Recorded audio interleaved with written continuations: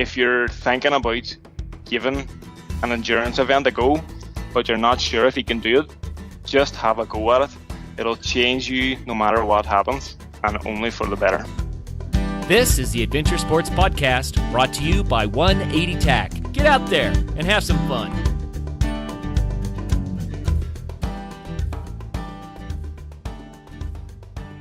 Hey everybody, welcome to the Adventure Sports Podcast. We got a great episode for you today, but before we get started, I wanted to remind you that if you'd like to become a patron of the show, you can go to patreon.com/adventuresportspodcast.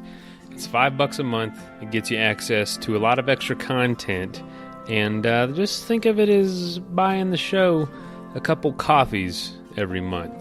A little way to give back.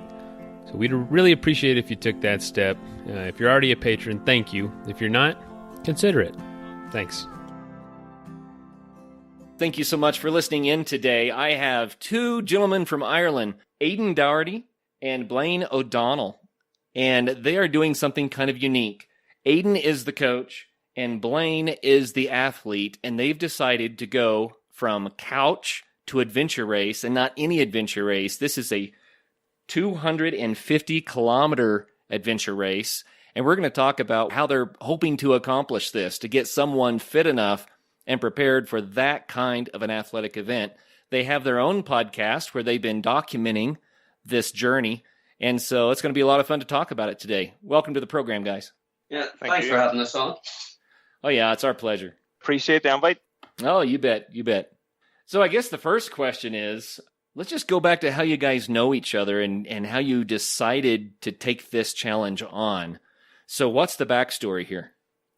Go ahead, Aiden. I'll take a lead on this. We've been friends pretty much our entire lives. Aiden's a personal trainer, and I work an office job. We've been talking for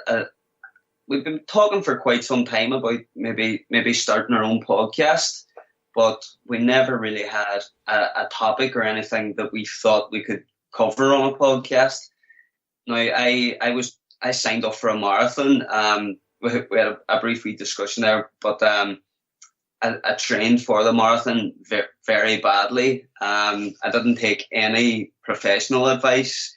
I just went out running on my own, and then I ended up coming in a pretty embarrassing time. It took me 4 hours and 40 minutes, which was actually the bottom 30% of the finishers of the marathon. So I was a bit disappointed in that, but I had my hopes. I had planned to do something maybe a bit bigger and braver the next time. So I approached Aiden. I had seen this race taking place in Donegal, which is just across the border from us here in Derry.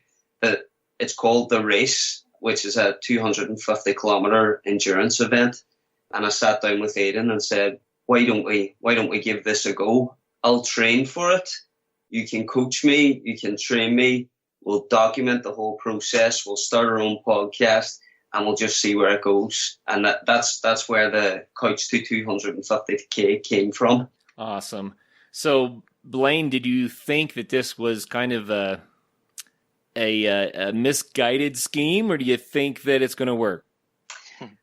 To be honest, when we signed up, it was kind of, we weren't expecting to even finish the race. We says, we'll train, I'll give it 100%, and if I fail, at least I know, well, I've tried my hardest. But as the training camps progressed, I'm getting a lot more confident now, and I'm actually looking and thinking I could not only complete this, but maybe come in at a reasonable time. So the way the race actually works, it's 250 kilometers. So it starts with a half marathon, then a 15-kilometer kayak, then a 100-kilometer cycle, then a 5-kilometer climb up and down Muckish Mountain, then a 70-kilometer cycle, and then a marathon to finish. So it's a big challenge, but like I say, the training has been going well, and I'm feeling slightly optimistic, I suppose you could say. Well, that's good. Aiden, as the coach, how's this going? You think this is going to work? Well, just like Blaine at the beginning, I honestly wasn't sure that he was up to a task. But one thing Blaine has going for him is that he has great mental durability. So he's really stubborn, if you would like to say it like that. He doesn't give up easily. And I think that we've been training now roughly 12 weeks, maybe slightly longer. And training's going really, really, really well. We have gone from strength to strength, coming from his marathon performance to where he is now. Athletically, he's two different people. He's currently sailing. So we have an event schedule. So we're trying to get him as much event experience as possible before the actual race, so that the experience doesn't overwhelm him. And the way he's sailing through the events now, it definitely inspired some optimism in me. I think if I had to place a bet on him finishing now at this point, I would confidently place it on him to finish. So training seems to be going good. He's getting fitter every day. His sessions are getting longer, and we're approaching the training tactically, strategically. And if all goes to plan and he doesn't pick up an injury along the way, I can only see him finishing. Wow, that would be impressive. So how long do you have until the race starts? So you have 24 hours, the event itself takes place in March. So we're pretty far out, and you have 24 hours to complete the event. And I think a significant majority of people come on kind of in the later teens and the 20 hour marks. So it's a pretty long event, but like I say, I'm confident that he'll get through it, no problems. Okay, so this is the angle that's really cool about this. We have a lot of listeners out there that have heard from ultra athletes who are doing major events, and I think if they're like me, they're often thinking, is it possible for me to actually do something like that, or will I never be able to accomplish it? And so you're going through the process of, you can't say that you had no athletic ability, Blaine, beforehand, because you got through a marathon. You said you were disappointed with your results, but you got through it. So that tells us something about you right there. But the idea that you're somewhat active and now you're going for, this is crazy, running a half marathon and then 15K of kayaking, 100K of cycling, 5K of mountain climbing, 70K of cycling again, and then a full marathon. Yeah. Wow. So that's huge. And I guess the question, or the thing I would like to know is, how are you training? What are you doing that makes this possible? Is it a fun experience? Is it just too grueling? Those sorts of things. So why don't we dive in there a little bit? You've mentioned, if we don't get injured, we're going to make it. And that really is the key, right? Avoiding injury. So what are you doing to make sure that there is not an injury? Well, Aiden's developed a really good training plan. We're trying to stick to the training plan as much as possible. The thing with the training that we are doing, it's mostly running, mostly cycling. It's repetitive work, but not really high risk. So I haven't picked up any injuries yet. And like I say, I'm hoping to avoid any injuries. The main challenge that I have found is maybe the diet. So on top of the training plan, Aiden has put together a strict diet plan, a bit of a challenge for me to get round. I approach the training head on. I'm sticking to a plan, just getting out, sticking between maybe 9 and 12 hours a week, depending on if it's if I have a really long run in there on the weekend. But like I say, I'm finding that pretty easy. The diet, on the other hand, has been slightly more difficult. I think it took me maybe 6 or 7 weeks before I actually got to a point where I was sticking to the diet. So it's big changes all around for me, I suppose. And the thing about the training is, it hasn't necessarily ever been difficult. I'm never pushing myself to a limit where I can't go anymore. But it is very, time consuming. So, like I said, between 9 and 12 hours training per week on top of a full-time job, it is quite difficult. But we've approached all of our training and putting a plan together. We're approaching everything smartly. So for our first step before we even put the training plan together, we went and got a lactic acid threshold test done, which gave me my heart zones, so I know when I am out training, when I'm running, if I stay within a certain heart zone, I'll reduce how quickly I fatigue. And we're using lots of different techniques like that, which is greatly reducing the chance of injury. Okay.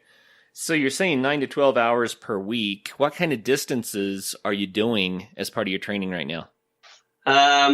Well, at the minute, I'm in the middle of 4 weeks of events, but we haven't quite gone by distances. It's more time, so I'll go 4 days a week. I'll do an hour and a half run or an hour and a half cycle.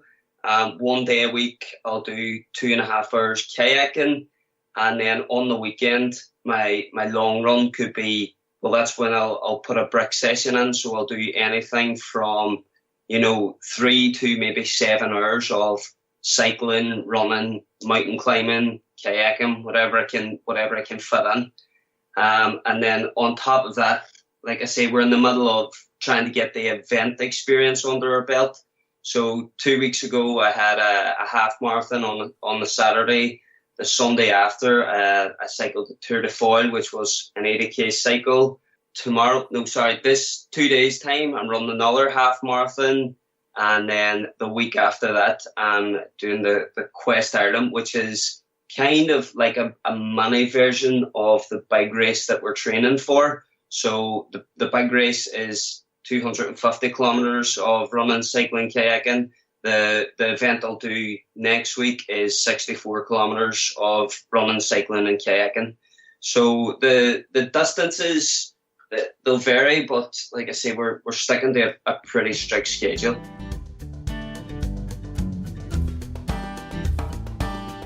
By now, you certainly know who Bent Gate is. That's for a great reason. Bent Gate Mountaineering has been sponsoring the Adventure Sports Podcast almost from the beginning, and we really appreciate that. They've made it possible for all the great shows to continue coming your way. We want to say thanks by reminding you to go to them for your backcountry gear. If you live in Colorado, then just stop by their store in Golden. If not, go to bentgate.com. They have what you need, from the latest ultralight gear to the tried and true classics for climbing, hiking, and camping, like Arc'teryx, Hilleberg, Nemo, Western Mountaineering, and many more. Need advice? They have you covered there too. Their staff are passionate adventurers who can offer help from their own experiences. Bentgate also hosts lots of events and speakers. Check out their website to see the schedule and to see all of their products. Help take care of the Adventure Sports Podcast by getting your gear from Bentgate Mountaineering. Wow, that sounds busy but really, really fun. I guess what does it feel like? Let's just go there for a little bit. What does it feel like when you go out and do one of your bigger days? Is it building confidence now, or are you still kind of like, whoa, wow, that was tough? I don't know. No, I'm starting to really, really enjoy it. At the start, it wasn't. I wouldn't say it was difficult or anything. It was more, if I went out on the long run and I come in, I was tired. If you had have asked me straight after one of those long runs, do you want to do this again? I would say absolutely no chance. I'm wrecked. Whereas now, I really enjoy the long runs. I come in, I'm not as fatigued, and there's real excitement about covering bigger and better distances each time. And like I say, I'm really starting to enjoy the runs and really look forward to the next one. So Aiden, Blaine's complaining a little bit about this diet. He said it's taken him about 7 weeks to stick to it. Well, what are you doing to him food-wise? It's honestly not that difficult to diet, regardless of what Blaine said. He really only has. I have given him a meal plan with a lot of variations of different meals. But fundamentally, what I need from Blaine is to have a certain amount of calories, so that is enough fuel for his training, and a certain amount of protein so that his muscles can recover and they can build and develop, and he can become faster and better at what he does. Like I say, there's plenty of variation in there. It's not that the diet's difficult. It's just that for anybody training for anything, be it fat loss or for a big event like this, diet is a 24/7 thing. So it means that you have to be motivated the whole time. So from you get up in the morning till you go to bed, you have to be motivated and sticking to the diet. The training is done and dusted in a few hours. Apart from those long sessions, done and dusted in a few hours. So most people tend to deal with the training a lot easier than they do the diet. But it's a learning curve for him, and he's coming around it now. Everything seems to be on track that way. So, like I say, everything seems to be going good at this point, and hopefully he sticks it out. So, Blaine, how does this diet make you feel? You said it was kind of tough to stick to. What was the biggest change? I suppose prepping food was a big thing for me. That getting what I plan on eating for the next 3 days, getting that ready in advance. I would have been very much, just going to work with no lunch prepped, and then nip out and grab some fast food or something for my lunch. Never really planned what I was eating, or never really thought about, eating healthier. So I kind of just lived by that for the first few weeks anyway. As I say, I stuck to the training plan, but didn't change anything up. And I definitely noticed a bit of sluggishness maybe in my progress, as opposed to when I did, change my diet, stick to the plan. I noticed my progress moving along a lot faster. My energy levels were up, my times were up, my speed was up, my recovery time was down. Everything just seems to go a lot better once we stuck to the diet plan. And like I say, Aiden knows what he's talking about. And when he put the plan together, it was put together for me. So like I say, I don't know all the benefits of the diet plan, but I know it's working. That's fun. I have a chiropractor, and he got a hamburger and some French fries at a fast food place. And I won't name the name of the place, but it kind of sounds Irish. And, the point of this is he just set the plate with a hamburger and the French fries down and put a glass top on it, just so people could see through it. And it's been sitting there now for about 5 years, and it looks brand new, like it just came off the line. My God. And so every time I walk in there and I see that, it kind of spooks me. And here's the reason why. They do that to make sure that the food doesn't spoil, right? To make sure there aren't any foodborne pathogens that can make us sick. And of course, for any restaurant, that's a big deal. You can't make people sick. But they have so many preservatives and artificial ingredients ground into that stuff that it won't even spoil sitting at room temperature for 5 years. Yeah. And so the question then becomes, how do we digest it? So what I'm wondering about, Blaine, is when you got off of that kind of, I just grabbed something random for lunch and started eating something that was fresh that you'd prepared yourself, that's when your sluggishness started to go away. Is that what you're saying? Yeah, that's when I noticed a real increase in my energy levels. So there's something to that. It's not just that, we're eating maybe lesser quality food. It's that we need to be eating foods that are just not cram-packed full of preservatives and things like that. We don't need sterile food. We need living food. At least that's my opinion. Aiden, am I on the right track there? Yeah, it sounds about right. Obviously, in this day and age, it's kind of hard to get away from processed food at all. It's hard to get completely natural food unless you're out hunting and foraging for yourself. Right. It's going to go through some sort of processing. But if you can stay away from obviously those overly processed foods, you're on to a winner. Well, I'm just kind of curious about that, because I think that's where a lot of people go wrong when they're trying to take up any sort of an adventure sport. They're trying to get stronger and do greater distances and have more endurance, and they just feel really, really weak. Well, there might be a reason. It might be what they're putting in their body, that's causing it to some degree. So, and here's the other thing. I don't know about you, Blaine, but a lot of people, what they eat is a very personal thing. It even turns into a little control issue. Because when we were little kids, our parents told us what we had to eat. And, there's some people say, I'm not doing that. It became this power struggle thing. And then it's developed into, I eat as a way of managing myself. And when someone comes in and says, let's change the way you're eating. Ooh, now that's a challenge. That's a throwdown right there. So was it like that for you, Blaine, or? I don't think it was maybe that I was resistant against the meal plan. I think I just found it difficult to maybe get into some sort of routine.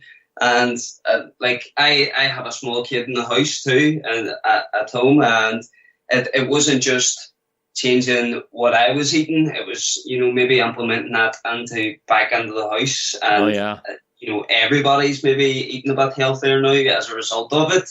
So, there's been benefits all round, but I don't think I've come across any idea of resisting against the meal plan. It was maybe more just maybe laziness, maybe on my behalf of not planning and preparing properly. But like I say, I can admit that now that I'm on a routine and eating healthy, so it's all good now. Well, that's good. And the reason I brought all that up is because I think, for some people, it's a huge issue. And for you, it sounds like it's a matter of routine, changing the routine. But for some people, it's a lot deeper rooted than that. And I just throw it out there for people to consider. Could that be part of it? But I tell you what, when you start eating better and you start feeling better, then you get that positive feedback, Yeah. Well, let's talk about the next step in this. Aiden, what practices keep Blaine from getting injured? So, look, you can't guarantee not getting injured. You can take preventative measures, which we're trying to do. But, when he's out there on the roads or when he's on the gym, it's one wrong movement and he's injured. But what we're trying to do to try to keep him injury-free is we aren't jumping on head first. We're tapering our training up. So every week the training gets, in small increments, it gets a little bit harder. It gets progressively harder for 3 weeks. And then we take a recovery week in which we will do a lot more shorter distance training, and we'll do a lot more soft tissue work like yoga and stretches, and just making sure that his body is revitalized, re-energized, and ready to go again for the next 3 weeks of hard work. Also, a big problem with these endurance events is that your body's not built for this kind of repetitive strain, this repetitive stress that you're going to put on it. So you're literally crashing down, all the weight of your body crashing it down onto the ground, and your joints have to absorb all that impact over and over again. So part of Blaine's training is also to build a bit of musculature around those joints, so that they're a bit more stable, so that they can absorb a bit more impact. Hopefully we get in there injury free. We also have the way we approach the training. Blaine already mentioned, as we took Blaine and we got his lactic threshold assessed, which means we analysed Blaine's cardiovascular fitness and we found out at what point he fatigues. The way we're training is we're staying below his lactic threshold, which is the point that he'll fatigue. So it's very low intensity training. He comes home from a training session feeling fresh, feeling like he could go again, which is a bit counterintuitive. Normally when they have a hard event to do, if they're competing in any kind of tough event, the intuitive thing to do is to train hard. If you train hard, you'll be ready for the hard event. But that's actually not the way to approach the training. The way to approach it is to break it down into sections. build your lactic threshold up as high as you can. The higher your lactic threshold, the faster you can move before fatiguing. The big benefit of doing it like that is that it's low intensity, it's low impact. So if there's a way to get to your event injury free, it's via that method. Get your lactic threshold test done, redo it every 12 to 16 weeks in training coming up to the event.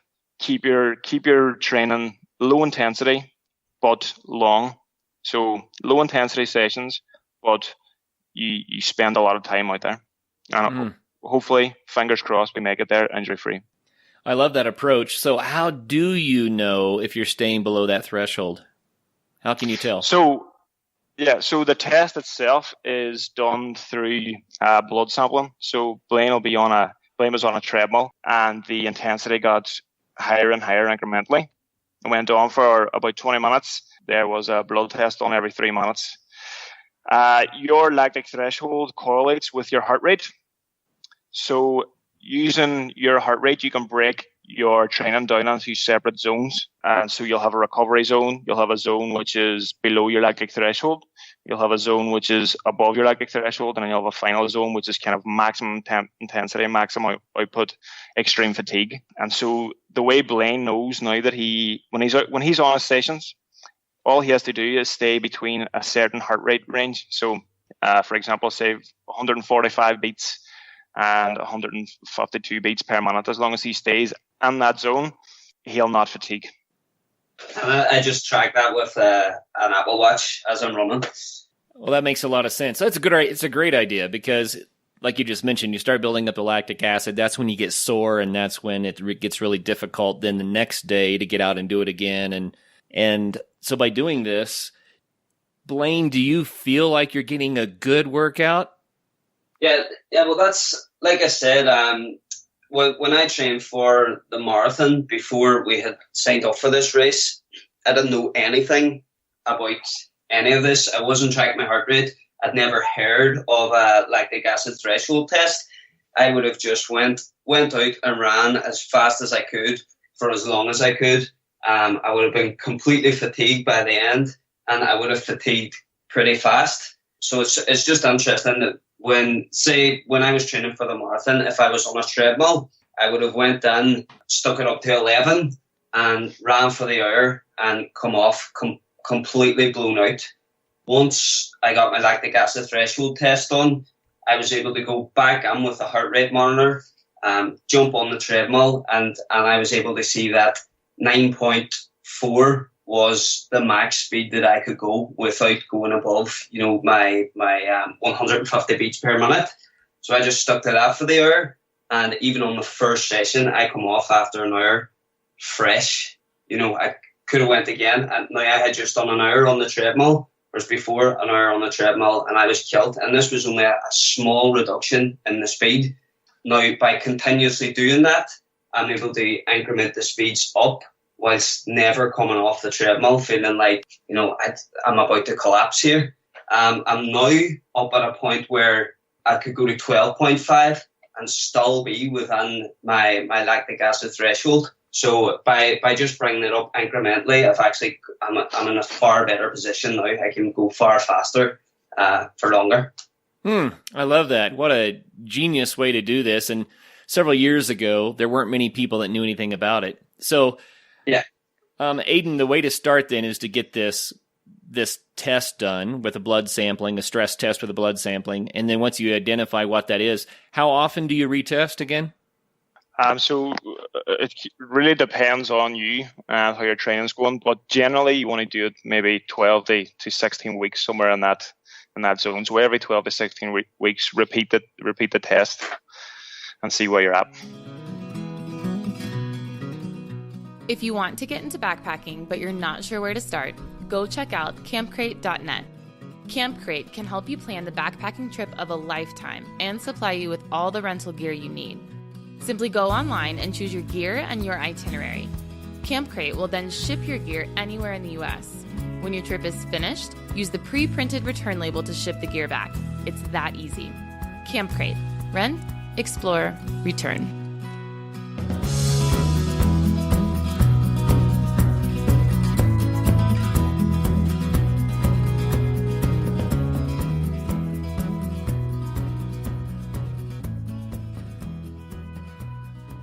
Okay, so you're 12 weeks into this so far. Have you had a repeated test yet? Not yet. We have to do a speed test next, and then the lactic threshold's coming up after that. It'll be fascinating to see what the threshold is. But just by monitoring the heart rate, Blaine, you can already tell that you've made huge improvements and you're stronger than you've ever been, but without all the stress. So that's really, really cool. Yeah. Well, like I said, we've been documenting the whole progress ourselves. So on our Facebook page, I have all the information and analytics from our first lactic acid threshold test. And it can all, it's all plotted on a graph. So when we do go for the next one, it'll be very easy to see the difference and the improvements that I've made across the 12 to 16 weeks. It's a really good test, and I would definitely advise anyone that's thinking of taking any kind of endurance event, whether it be your first 10K. I would definitely advise to go and get something like this done, and it's just training smart. It makes the whole training process a lot more enjoyable, and I kind of like all that stuff as well. Tracking your own analytics. Seeing how your heart rate's improving, seeing how your speed's improving, using all the different technology to check all those statistics. That's something that really keeps me going, and it's a really good motivator for me too. I'd like to kind of get in. You mentioned motivator. I'd like to get into the motivations for doing this in the first place. You said you had the idea to try to do something bigger than the marathon, but why? Yeah. Why? I don't even know. A few people has asked me that, why pick something so big? To be honest, I don't really know. I think we made a commitment kind of early, and it was a bit of a short-sighted decision to sign up. Now, when we said we would sign up, we would start a podcast, and once we started the podcast, we were, you're committed then.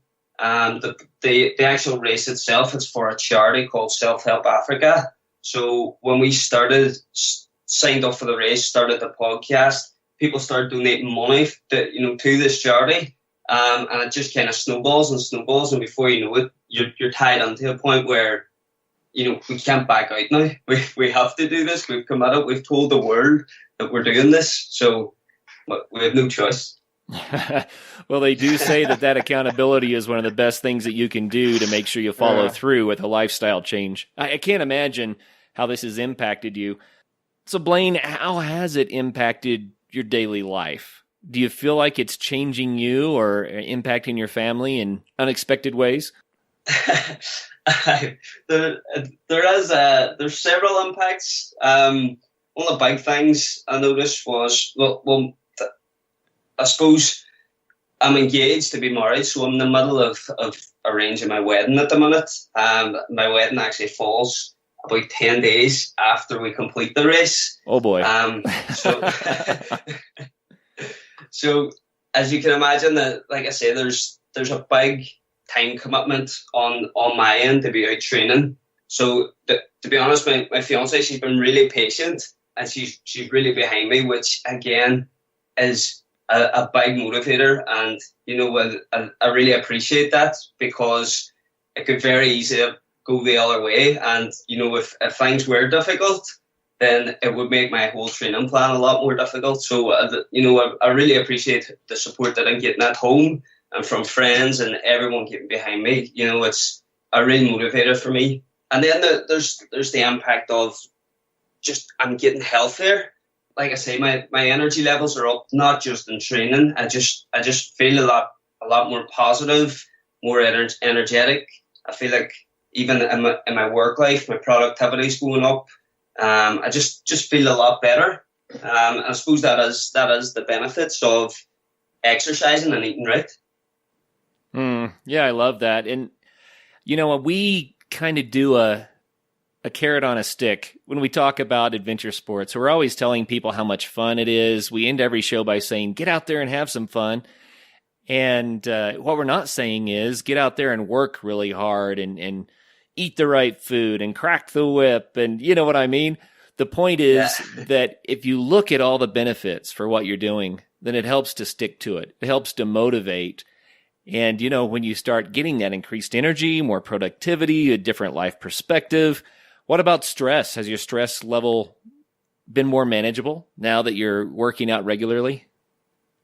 To be honest, I don't know if I ever felt a lot of stress. I'm not really the type of person that gets really stressed out about things, but I'm certainly not feeling any stress now at the moment. Good. Well, Aiden, I want to kind of get the perspective from Ireland, because we have listeners all over the world, but not that many in Ireland compared to the rest of the planet. So the rest of us would like to know. I've been hearing that Ireland is kind of going through a fitness revolution. What's going on there? Yeah, it's really booming, particularly here in our city. It is in the last maybe 5-6 years, you've seen a massive increase in the amount of people out running in the evenings and the mornings, which doesn't sound great, but you haven't experienced our weather. We get the worst summers and the worst winters. So for people to be out running religiously, it's a big shift culturally. It's probably the reason behind it is probably just through information sharing, social media. When you see people getting active online, it inspires you to get active yourself. And now that we can share information in the blink of an eye, it even if it's making you guilty seeing other people working out, if that's what it takes to get you out there and get you working out, then happy days. And I think that's what's happening. In terms of business, as a personal trainer, you really see it. I mean, you're never short of clients. Everybody's looking to get fitter, get stronger, get healthier, and it's great to see. As I'm sure obesity now is at an all-time high. It's one of the biggest causes of death in the Western world. So it's really great to see. Big benefit to society. I'm just glad that it's reached here. It's reached Ireland. If you think historically, there was a time when most people got a lot of exercise just for their daily activities, because of farming or what have you. They got a lot of being outside and movement, and that was where their health came from. And then we entered into a time with mechanized farming and more people going to desk jobs and that sort of thing. Yeah. I think that's part of where the obesity came from. We have plenty of food and we don't move anymore. And so now we have the generation that's starting to say, no, I feel better. I am better when I get outside and I move. And so the pendulum is coming back again. And I think worldwide, people are finding this out and they're getting healthier. Yeah. And that's what this is all about. Well, and the two of you are doing something right now to help people out if they're interested in becoming more fit, just by sharing it and documenting it all through social media and on the podcast. How can people learn more and watch what you're doing? And one of the big things too, which is it's an idea that I'm really excited about. Blaine has put it like this in the past, and it's very well put. He said that what we're trying to do is create like a one-stop user manual for anybody competing in a endurance event. And so the idea is that we want to get as many experts from as many different but related disciplines, bring them onto the podcast, and get them to give us some advice that the individual competing in an endurance race would never really hear. A lot of people get their information and it's just passed on. It's just word of mouth, and as you know, word of mouth is reliable. It's very unreliable. So if we can create a space in which a lot of people who are very well learned and invested in their discipline, and they can offload some of that information, and it can be a really good resource. So, for example, we had a podiatrist on the show a few weeks ago, giving us a breakdown of the lower extremities and the injuries picked up, how to prevent them. We've got a physiotherapist coming on. We've got a dietitian coming on. We have plans to bring on a cardiologist. We have plans to bring on a sports psychologist, probably maybe even a pharmacist. Hopefully, it'll expand from there. Every time we meet somebody, they're telling us about somebody else who could bring something to the show. And if it goes how it seems to be going at the minute, I think it'll be something very, very valuable for people. If we can bring all those disciplines into one place, get them to offload all that information, have it on demand for people. It's a resource that if I was competing, I would find invaluable for sure. Oh, yeah. And so the name of the show is Couch to 250K Podcast. And that is 250 the numbers, right? Yeah. Yeah. Couch to 250K Podcast. Yeah, and we're on Facebook and Instagram too. And you can pick us up on the website too, aidendohertyfitness.com. Say that one again. Yeah. So the web address is Aiden, Aidan, Doherty, Doherty, fitness, fitness.com. Okay. Yeah, and we're also on Spotify and iTunes, just under the name Couch to 250K. Very cool. And I have met over the last 3 years hundreds of amazing athletes, and I would love to make some introductions for you guys. We can talk offline, but so many amazing ultra distance athletes have been on the show and shared their passion for doing this sort of thing.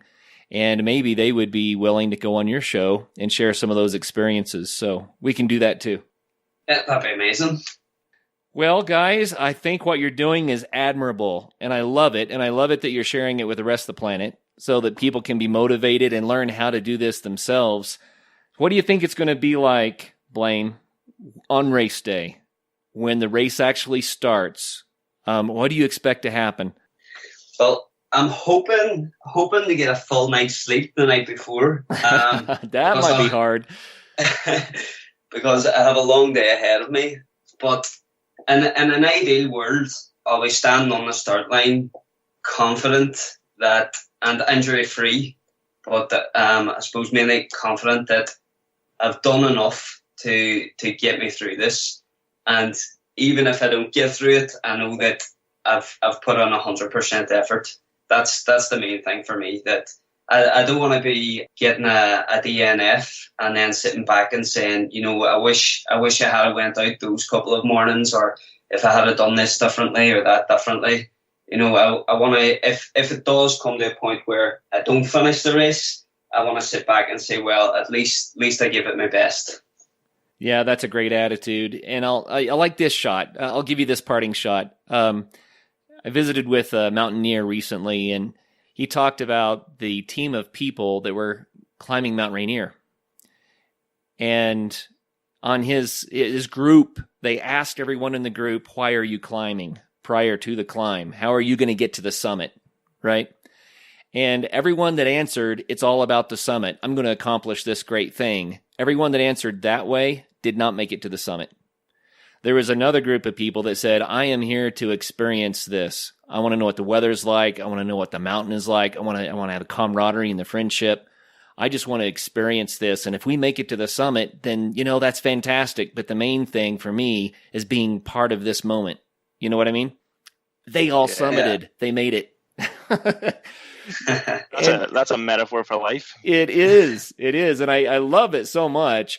The point is that we can set huge goals, but it can't always be just about the end. It's got to be about the process. It's got to be about the journey along the way, right? Yeah, definitely. Well, thank you guys for sharing this journey with us. I think it's awesome. One more time, let's see here. We have aidendohertyfitness.com, and that's AIDANDOHERTY fitness.com. And then Couch to 250K podcast. And then I guess it's Couch to 250K is the way to find you on Facebook and the other social media. Is that right? Facebook and Instagram. Yeah. All right. Well, fantastic. I say more power to you guys. What do you have as a parting idea, a parting bit of motivation for us? A parting bit of motivation, I suppose, if anyone is thinking about getting involved in an endurance event like this, go on and check out our podcast. We are developing the Idiot's Guide to Adventure Racing. We're there. We're asking the stupid questions. We're both complete newbies to this. So, and if you need a bit of inspiration, just look at what we're doing. We don't have any experience, and we've taken on one of Ireland's toughest challenges. But we're getting there. We're sailing through it. So, I suppose anybody can do anything if they put in the hard work. Well, thank you. Thank you so much for that. Aiden, what do you have to add? That's something I said to Blaine was that completing an event like this, such an extreme event, will, I believe, change his outlook on life. It's something that very few people on the planet will do in their lifetimes, and it's going to be something that he will overcome. And I think that it'll change his approach to all of his obstacles going forward. If he knows he can do something so extreme and that so few people can do, it's going to make all the other problems and all the other obstacles that much smaller. And that is a invaluable tool to have at your disposal. So to anybody out there listening, if you're thinking about giving an endurance event a go, but you're not sure if you can do it, just have a go at it. It'll change you no matter what happens, and only for the better. I love it. Thanks, guys. Good words. Good words. Thanks very much. Thanks for having us on. Oh, you bet. You bet. Really appreciate it, Kurt. And yeah, and for all the listeners out there, wow, dream big, set big goals. Why not? You've heard it before. If you shoot for the stars and you fail, you might make it to the moon anyway. And so dream big, go for it. And until the next show, make sure that you do get out there, have some fun. Thanks for listening to the Adventure Sports Podcast. Don't forget to subscribe and be sure to tell all your friends about the show. Everybody deserves a little adventure. Until the next episode, get out there and try something new.